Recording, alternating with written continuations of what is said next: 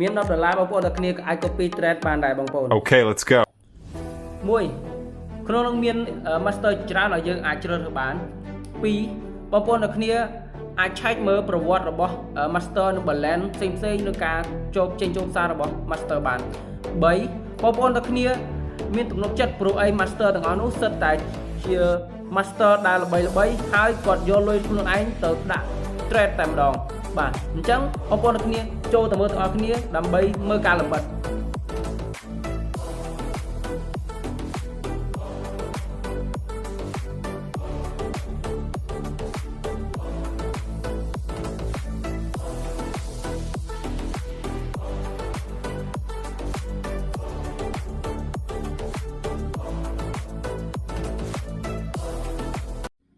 ចង់យកកាន់តែច្បាស់អាច contact មក Telegram របស់ខ្ញុំបានបាយបាយ